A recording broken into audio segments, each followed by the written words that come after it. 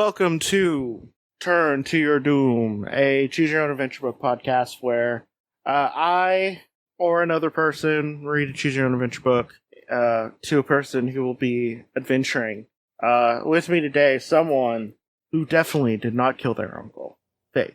Hi, I'm innocent. I've never done anything wrong in my entire life, ever. Yep.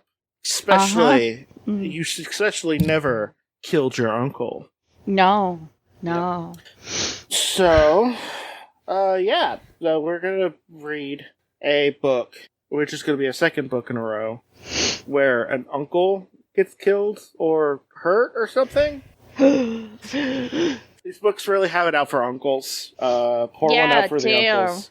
Yeah, both your parents dying off screen and your uncle being murdered. Or kidnapped, or who knows what.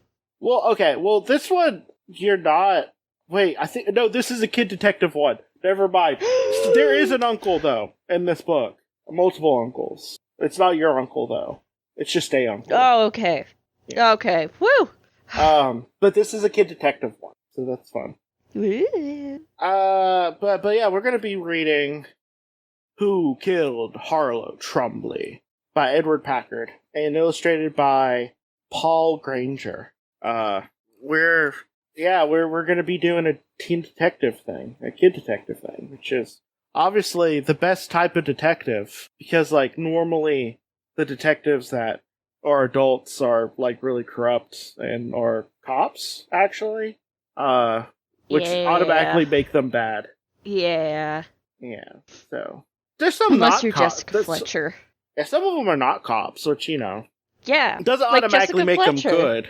Well, I don't know. I feel like Jessica Fletcher is setting up a bunch of stuff because she's bored. She's technically not a detective. She's just a writer who keeps accidentally being a detective. She's just a writer that happens to find the perfect plot in real life for all of the stories she writes. Huh. Yeah. That's really weird. Huh. All of them... Some of them are murders. Some of them, you know, it's really weird. It's almost like she's the one doing it. Wait, where's the one? There is a shirt that has a picture of Jessica Fletcher on it, and it says, "I can't believe Jessica Fletcher murdered all those people." Wait. It's almost like she's the one doing. Where the fuck is the squirrel? The dramatic squirrel thing. I don't have it. I don't know. It's almost like she did it. No,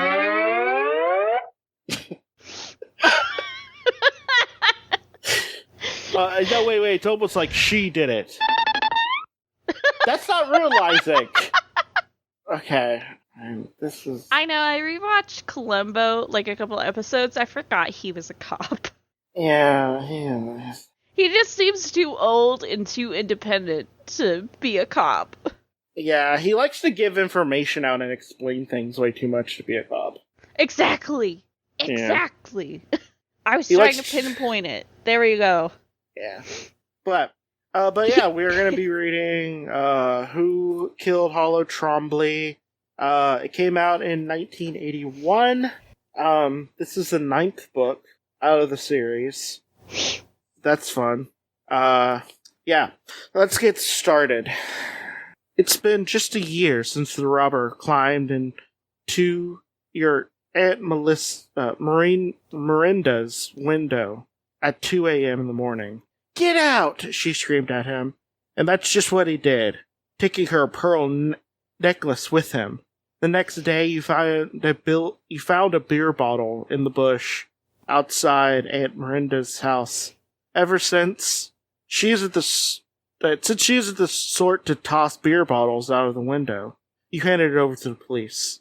The robber's fingerprints were all over the bottle.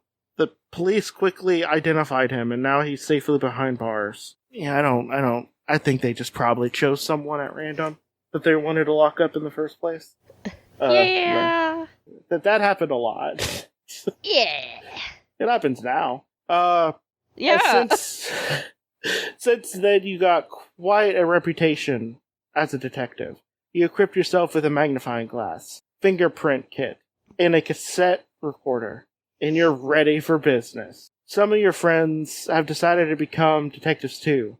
That's okay. They're a bunch of amateurs. Except for maybe the frizzy-haired girl down the street.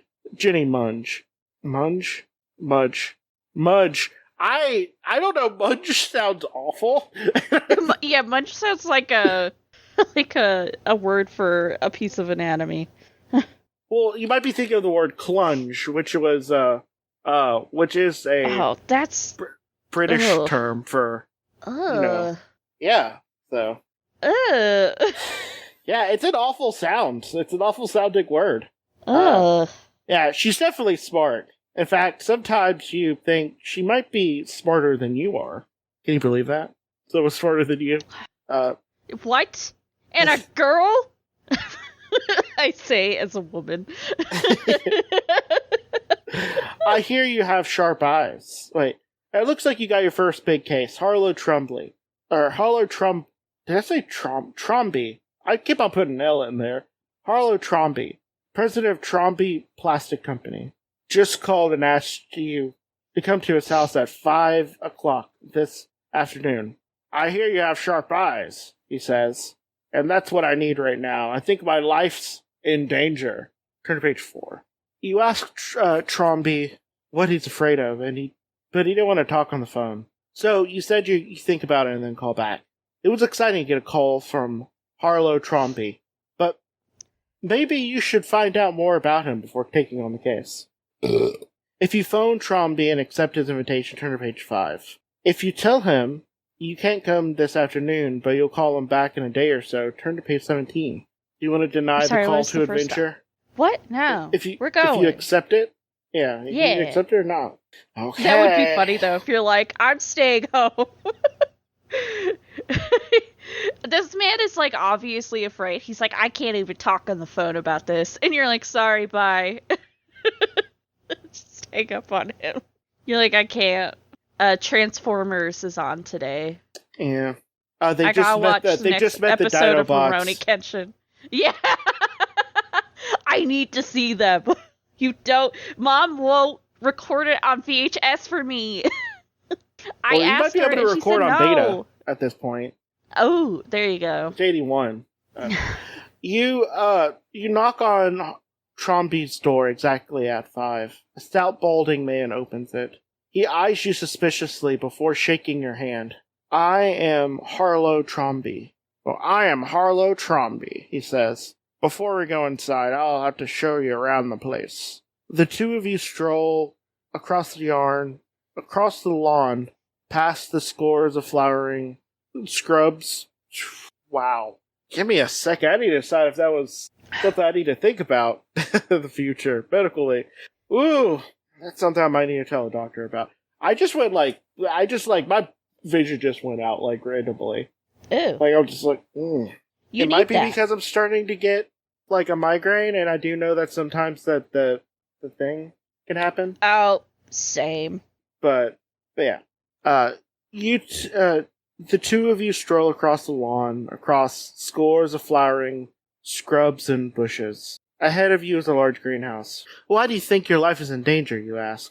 It's my wife, Jane, Thrombey says. I do everything to make her happy. Since the cars, trips around the world. She even has 2 pianos. A concert grand for herself and a smaller one for the guests. He stops in his tracks and turns towards you with a dark look on his face. The truth is, I think she'd rather have me dead. And then it'd be... You're just standing there like, that's very serious. That is very serious. Well, that was the audience laughter. They laughed when they were supposed to go. Wait, what's the thing? They're supposed to go that, but they laughed instead because they thought that this was a sitcom. Damn. I know. Okay. So, turn to page 6. What makes you think that? Thrombey pauses, but before you reply, she told me. I want A few steps further, reaching the greenhouse, you watch curiously as Thrombey rattles the door, then turns towards you. I wanted to make sure it was locked for the night, he says. Jenkins, our gardener, keeps arsenic for spraying the trees. The poor fellow's laid up in the hospital. Maybe your wife just lost her temper, you suggest. I'd like to think so, Thrombey says, shaking his head. Maybe you'll be able to judge when you meet her. She's playing a concert this afternoon, and should be back by 6. Just as you are walking back to the front entrance of the house, Thrombey points at a bright red sports car, pulling up in a stop. A trim, bearded man gets out of the car and starts towards you. That's Dr. Robert Lipscomb, Thrombey says. He's coming for dinner tonight, along with my nephew, Chartwell, and my niece, Angela. I think Angela and Robert are planning to marry. Okay, I was just like, wait, are the nephew and niece gonna marry? No. That was a little confusing. Yeah. I wanted to get to know Robert better, so I asked him to come early and play a few games of pool. Do you want to join us, or would you rather take a look around the place? There's no one here but Olga, our cook.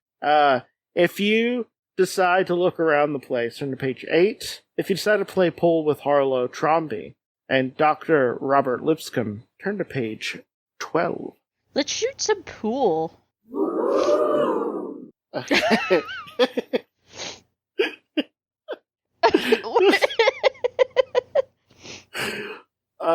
God, okay. Yeah, let's shoot some pool there.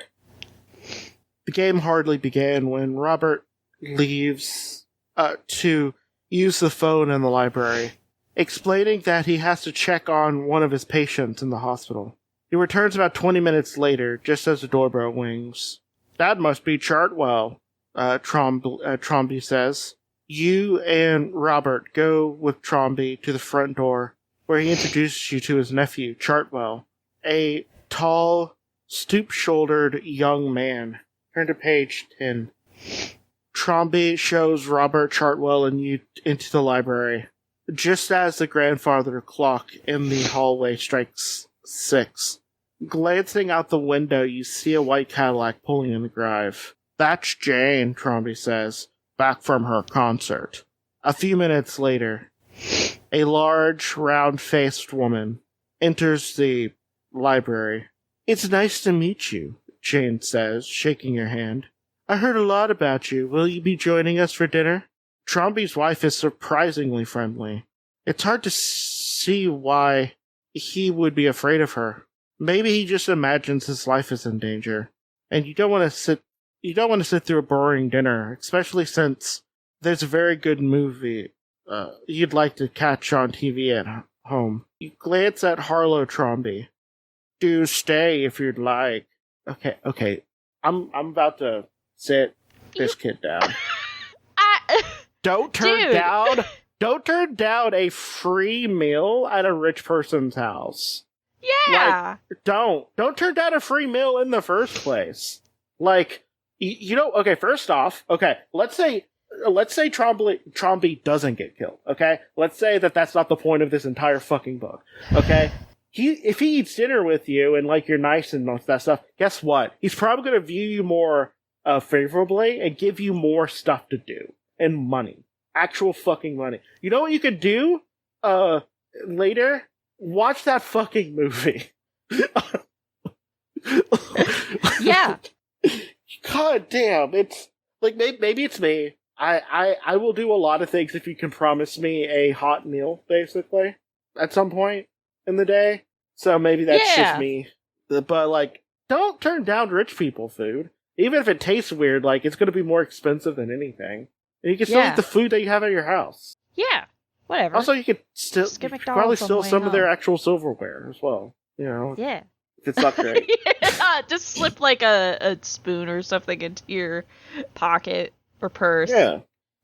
Come on. Okay, but whatever. Uh, but yeah, do you accept the invitation for dinner like a smart person, or do you tell Tromby you can't stay, but you'll talk to him tomorrow? Turn to page 17, like an idiot. Yeah, I'm staying till for dinner. Are we having like crown roast or something? I tried so hard last year to get my parents to do that for Christmas, and they were like, no, and I was like, why not? It's so fancy. Jane leaves dressed for dinner and joins the rest of you in the library. It's almost 7 o'clock. Does anyone know where Angela is? Or does anyone know where Angela is? She asks. There's a response, but a moment later, the question is answered by a knock on the door. Tromby opens it, and a slender young woman steps inside. She has very light skin compared to her dark hair, and her eyes and her black velvet dress. Angela, you're finally here, Trombley says. I'm so sorry to be late. I was at my dentist in Springdale. It's almost an hour drive from here. Uh-huh. That's all right, my dear. Now that you're here, I'll ask Helga to serve dinner. She wants to leave early to visit Jenkins, our gardener, in the hospital. A few moments later, everyone is seated around a large oak dining table. Helga brings in salad rolls, and a platter of roast beef, which Harlowe Thrombey carves with a long silver knife. The roast tastes as good as it looks, but everyone seems tense and nervous. You can hardly enjoy the meal. After dinner, Helga clears off the dishes and hurries out the door. A few minutes later, at 8 o'clock, Thrombey offers his guests brandy. Everyone except for you accepts. Well, everyone but you accepts, and he goes to the pantry. I like how he offered you a child. Like, it just do seemed rude not to. Well, okay. Now let me finish this, and then I will discuss something that I feel like I would like to have a conversation with you about, just briefly. Thrombey leaves to the pantry, returning a few minutes later with 5 glasses in a tray. I find a glass of brandy before a bed helps me, Thrombey says. And of course, it's good after dinner, too. Wait. Because it's a joke about him. Because he's an alcoholic? Yeah. Not. I feel like he's not an alcoholic yet. I feel like he doesn't get to be an alcoholic, honestly, in this book. He doesn't have enough time. Okay, so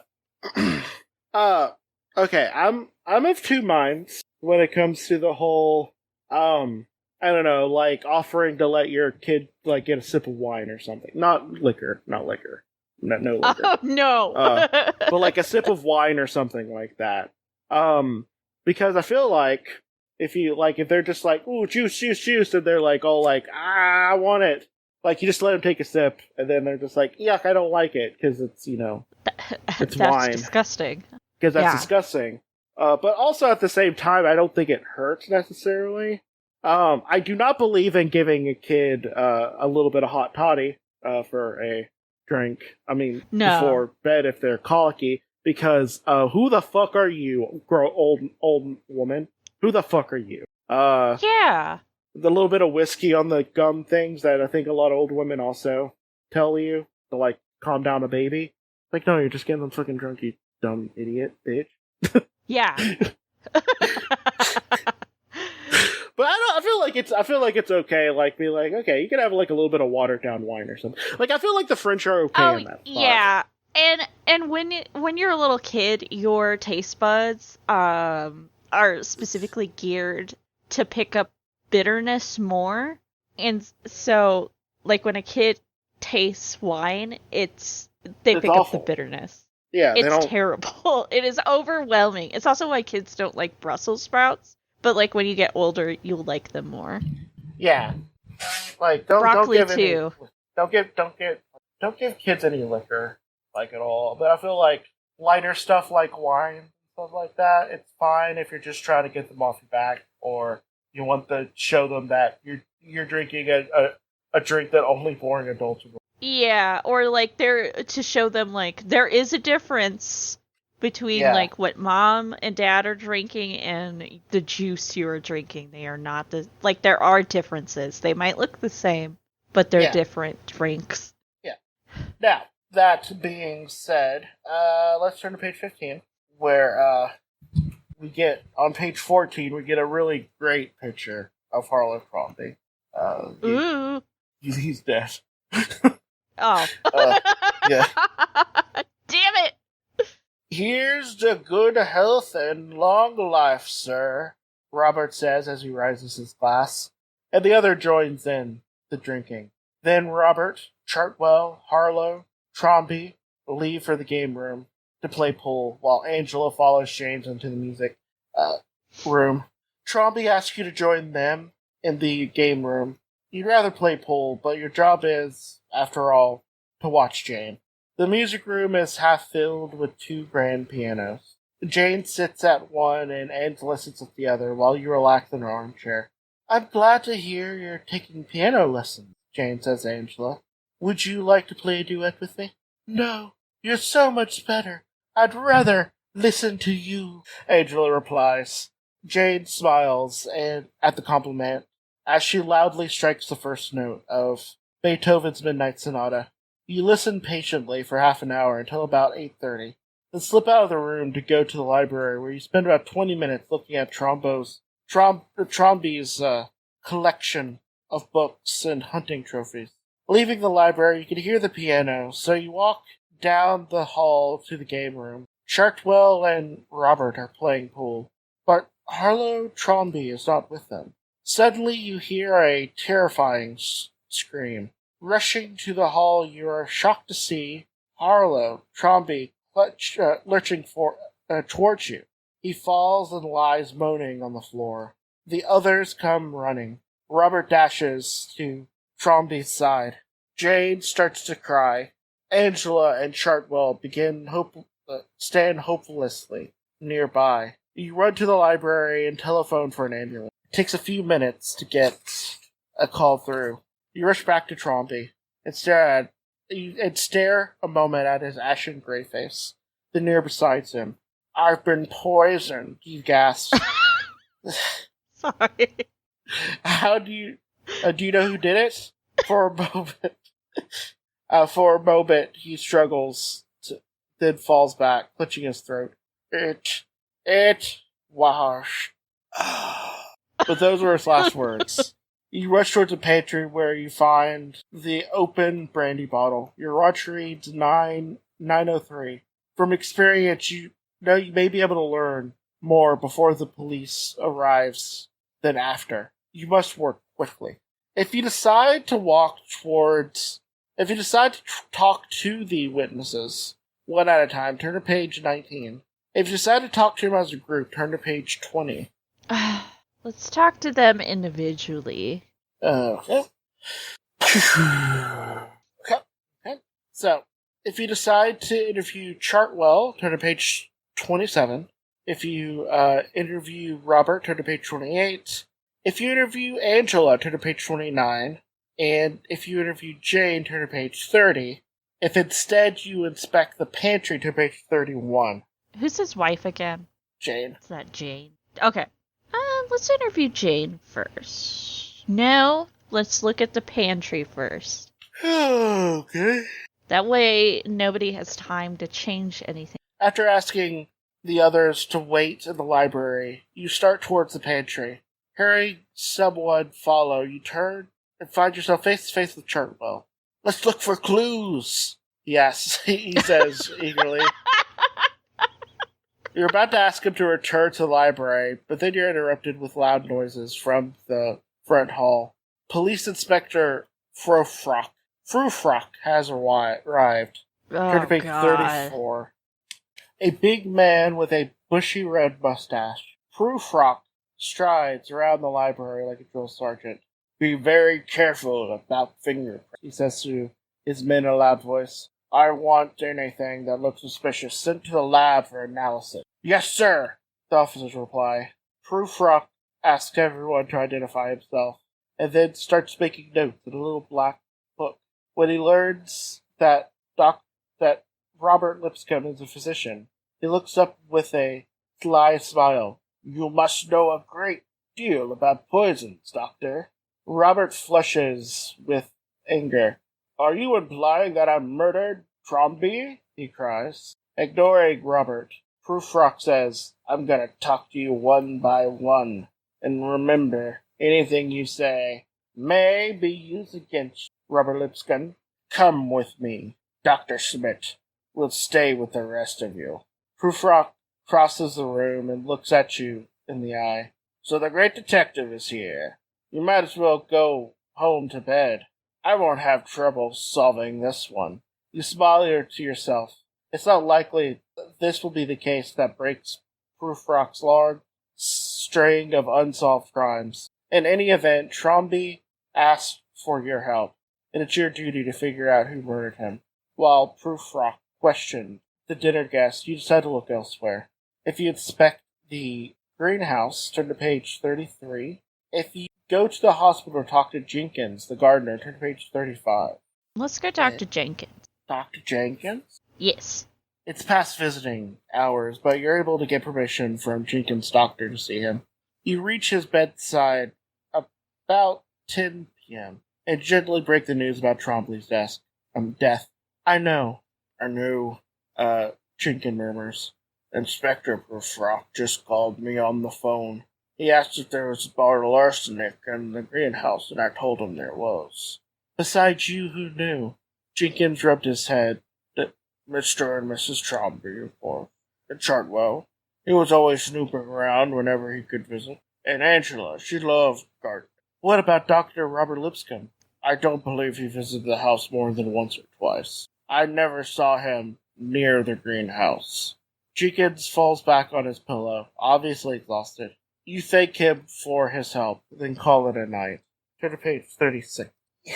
The next morning, you're up early, hoping by the end of the day you'll solve the Harlowe Thrombey case. You hardly finish your breakfast when the phone rings. It's Jenny Munge. I've been working on the Harlowe Thrombey murder case. I can't do that voice for her. I've been working on the Harlowe Thrombey murder case, she says, and I think we ought to talk about it. You want to come over to my house? Wink. Eye flutter. If you tell Jenny you think it's more important for you to investigate at the Thrombey's house instead, turn to page 39. If you agree to meet Jenny at her house, turn to page 41. If you just sit for a few minutes and think about things, turn to page 42. I generally just sit down and be like, what the fuck am I doing? Oh my god. Why is this policeman beefing with me, a 12-year-old child? I mean, I guess it's better that he's beefing with you than what a lot of police officers do with 12-year-old children, so. True. I like how they're also straight up like, he can't solve a fucking case. He's very bad at his job. Yeah. I'm gonna go over to Jenny's house, see if she has any info. Oh, you heard the eye flutters and the heightened heartbeat. You're like, just like, ooh, I just solved the mystery of the person who finds me attractive. It's that one. It's that one right there. It's that one. What made me gay? Oh, it was a girl looking at. Just looking. Not doing anything else, by the way. You find Jenny on the front porch of her house, sitting in a rocker, reading a magazine. Taking a seat in an old wicker chair, you tip back, put your feet on the porch railing. Well, do you have any theory about the case, you ask? How's this theory? Jenny asked. Harlowe Thrombey committed suicide. But why? Why would he do it in a way that made it look like murder? You said. It was for the bit. It was for a bit. Like, why not? Like, at his funeral, you're like, he really was dedicated to the bit. Maybe he was sick and tired of living. She replies with her big brown eyes. Wow. Profound. And he just wanted to do it in a way because he wanted to make Jade suffer and let his niece Angela inherit all the money. Why would you think he'd be such a rat? You ask. Well, Helga says he always thought someone was out to get him. Mainly his wife. So maybe he pretended that he was murdered to prove that he was right? Ginny smiled broadly by the time she finishes. And you wonder if she's pulling your leg. Still, her theory might be right. Plus, she's looking very pretty today. And what if, we just hung out? What if we just hung out today? Yeah. What if we, held hands or something? Oh my gosh. That'd be crazy, though. Yeah. If you think Ginny's theory is not worth investigating, turn to page 45. If you think your theory is worth investigating, turn to page 46. Fuck it. Let's investigate it. Let's fucking go! Okay. Did Harlowe Thrombey commit suicide? It sounds like a far-fetched theory. But as a detective, must consider all possibilities, including the one where he had to kill his mortal body in order to ascend to godhood. So he could become an elder god. He did talk about apotheosis a lot. He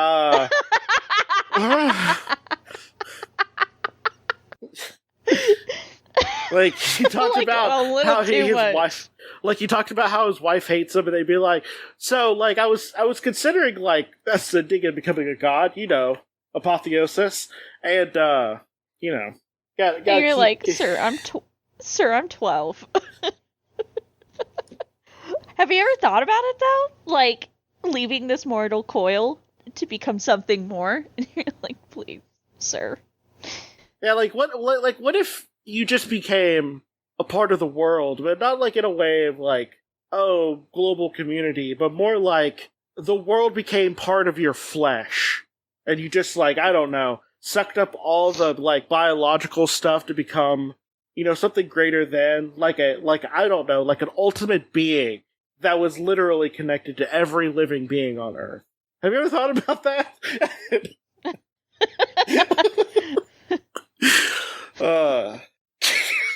Okay. Sir, I'm just excited when Mom buys the right Pop-Tarts.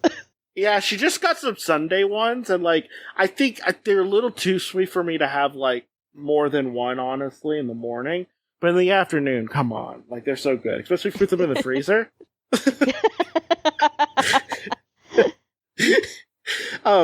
The best way to find out is to pay a call to Thrombey's physician, Dr. Paul Bloom. You rush into his office and then wait a long time with nothing to do but read old copies of the Reader's Digest.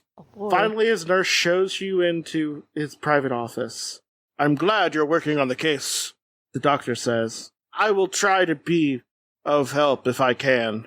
Thanks. All I want to know is, was Harlowe Thrombey failing in health at the time of his death or depressed? Not at all, Dr. Bloom replies. He seems to think that someone was out to get him, and also that he should ascend to godhood. Talk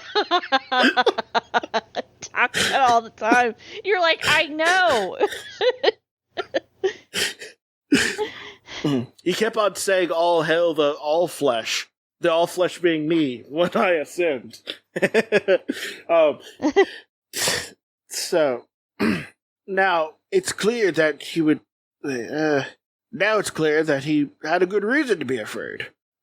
If what Dr. Bloom told you was true, then it's hardly likely that Thrombey took his own life. You head over to the Thrombey house.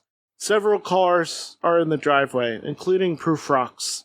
Chartwell lets you into the front door, but as soon as you step in, he hurries out and heads towards his car. Turn to page 87. Oh, probably help if I turn to the right one.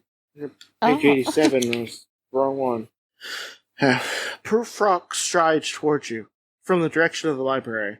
I solved the murder, he shouts. Through the window, you see Chartwell getting into his car. How interesting. Who is it? You may have heard that the murderer poured arsenic into Thrombey's brandy bottle late in the evening. We found that Chartwell broke into the greenhouse using a pair of garden shears to pry open the door. Then we found the shears in his car.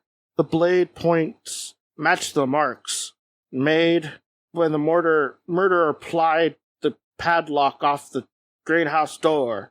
I wouldn't be so sure of yourself, Prufrock, you say. The two of you look out the window, and Chartwell cars roar down the highway. Whose car was that? Prufrock demands. I'm afraid it belongs to the man you wanted to arrest, you reply. Prufrock rushes outdoors. You follow and watch him as he races. I love that you watched that whole thing happen and didn't say anything to him. Like, I do the same, honestly. I'd be like, yeah? Oh, wow, him? Uh-huh. Oh, great. That's interesting. Broke into the shed, you say. Okay. Oh. Yeah, that was him in his car. The two of you... Prufrock rushes outdoors. You follow and watch as he races to his car and jumps behind the wheel, fumbling for his keys. Where are the keys to this car? He yells.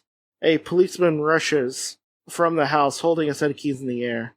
You never told me to leave them in the car, sir, he calls as he runs to the car.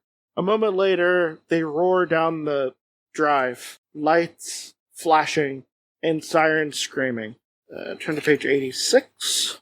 You shake your head in disbelief. At least as likely as the person who uses shears would toss them into Chartwell's car, as Chartwell would leave them there. Prufrock reminds you of a dog chasing a rabbit that just run the other way.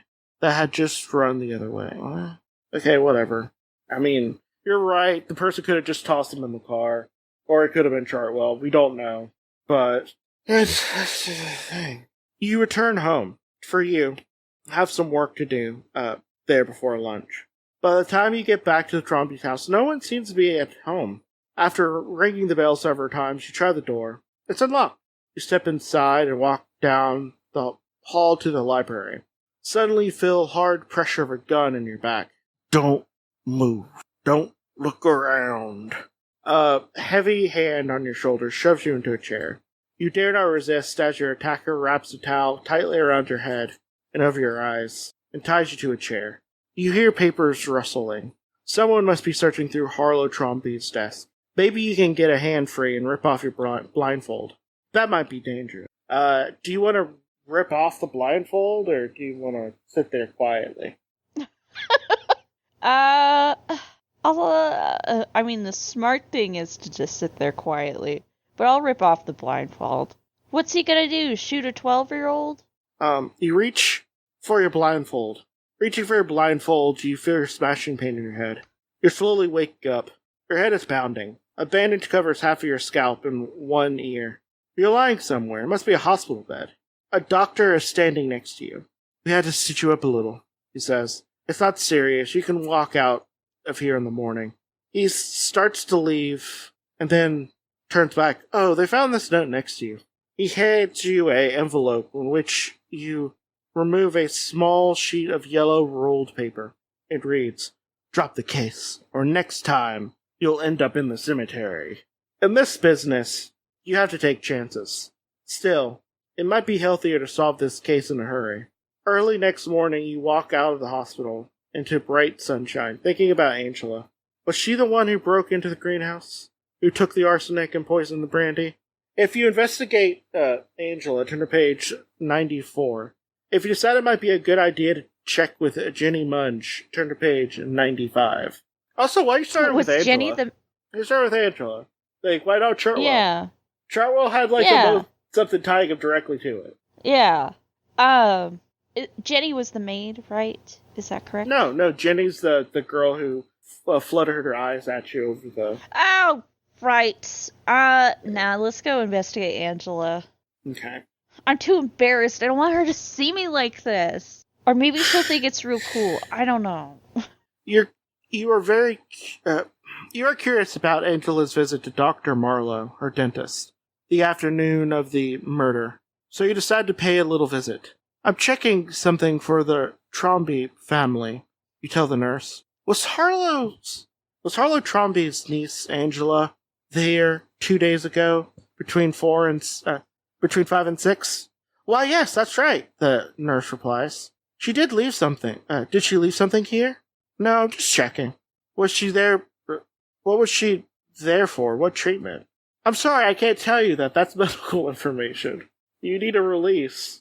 No, she was getting her teeth cleaned.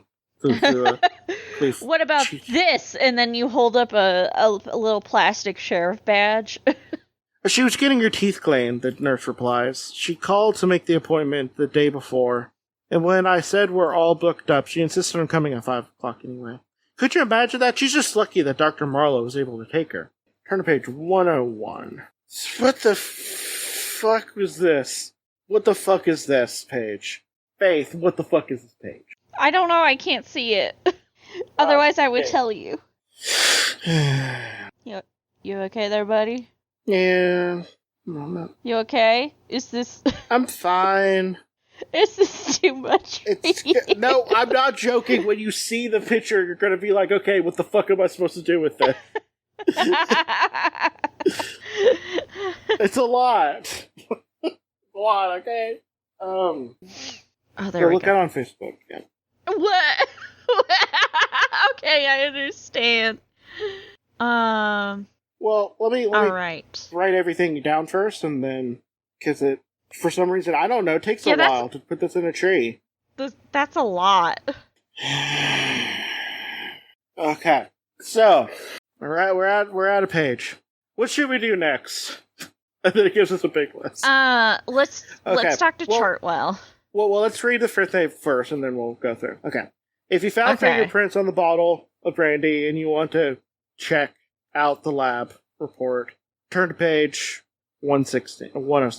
If you found fingerprints in the greenhouse and want to check out the lab report, turn to page 110. If you want to talk to Robert, turn to page 107, Chartwell 111, Angela 112, Jane 114, Jenny 115, Inspector Prufrock, turn to page 116, Gilliam Prim, turn to page 117. I don't know who Gilliam is. Who the fuck is Gilliam? Did we meet Gilliam? I don't either. If you decide you just want to wait a quiet place and think about what you already know, turn to page 118. If you want to give up on the case, turn to page 19. If you're absolutely sure you have the case wrapped up, turn to page 122. I want to talk to Chartwell. Okay, hold on then. You find Chartwell in an angry mood. Prufrock says that I pried the greenhouse open when I stopped by the morning of the murder to return a book. I know Robert did it. I saw him running into the house just as I was arriving for dinner.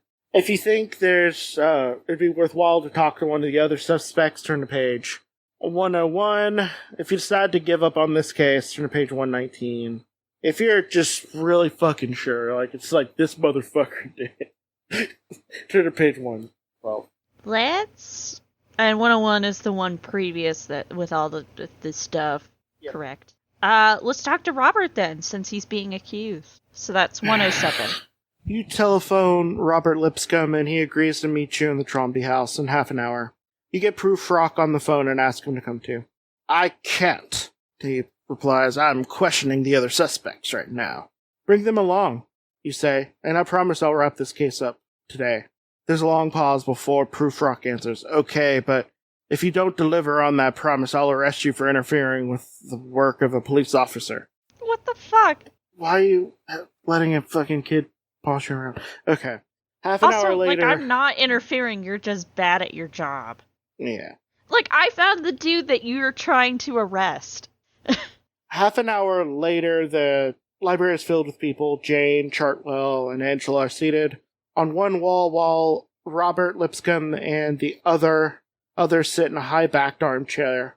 You sit in a corner where you can watch everyone at once. Prufrock and another police officer stays near the door. All right, Sherlock Holmes, Prufrock says, blowing a puff of pipe smoke in your direction. Tell us who Harlowe Thrombey was. Tell us how Tell us how Harlowe Thrombey was murdered. Robert can tell us best, you reply. Of course I can, Robert says, because I was the one who heard Thrombey's last words. Jane poured my last drink. And we know that's a lie. Yeah. You know, that's a lie. Turn it to the next page. Turn to page 21. You pull your tape cassette out of your pocket and shove it in front of Robert's face. I have a tape recorder planted in the music room all evening. The piano never stopped, since Jane was the only one playing. I knew you lied about Thrombey's last words. I was in the... but I couldn't have poured his last drink. I was in the game room. True enough, he said. But so was Chartwell. Angela was the only one who could have put poison in the brandy bottle. Then I'm innocent, Robert cries. No, you're not. No, you're not, Angela screams, her face is red. You got arsenic from the greenhouse for me. Suddenly, Robert is on his feet, trying to make a break for the door. In a flash, Proof Rock pins him against the bookcase. Angela slumps in her chair, burying her head in her arms. It's such a shame, Jane Thrombey says. Harlowe was going to give you two a trip to Hawaii for a wedding present. Proof Rock shuffles towards you. It takes the cassette out of your hands and stares dumbly like a dog, staring at his reflection in the water. Why do you hate this man so much? I was hoping that this would happen. I was hoping if we got everybody together that it would just turn messy and somebody would admit to it. To tell the truth... Oh, wait. How'd you think about putting a tape recorder in the music room? He says. To tell the truth, I didn't. You reply, taking the cassette back from him. It's just an old Beatles recording at the end.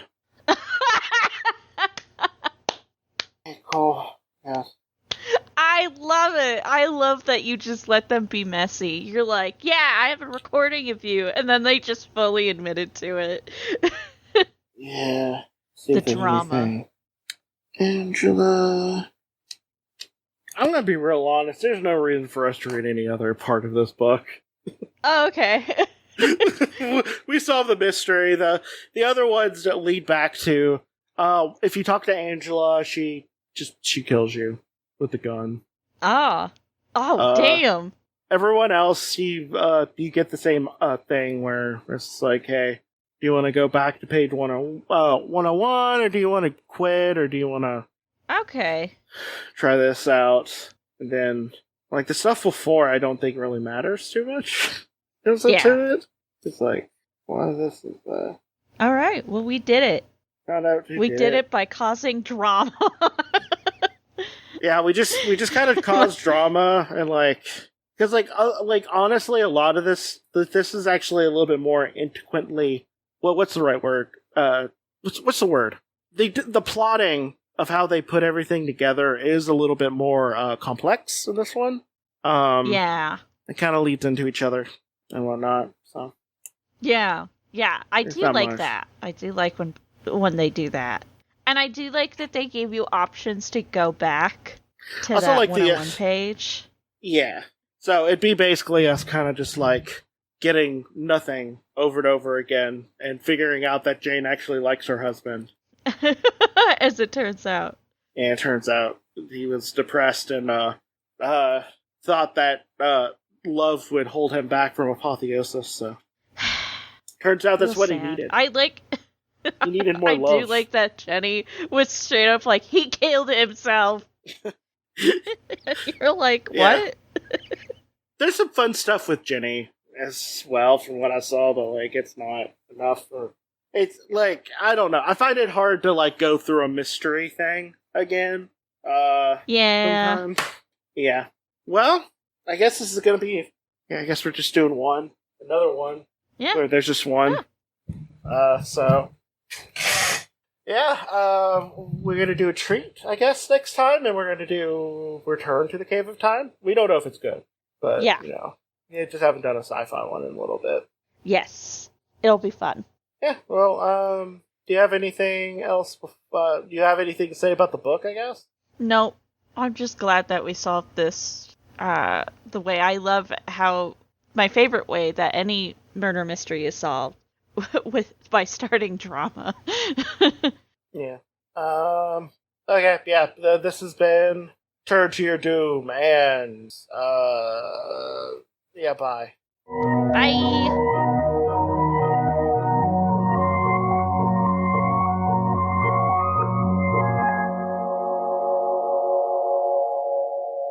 Good night, Mr. the Missile.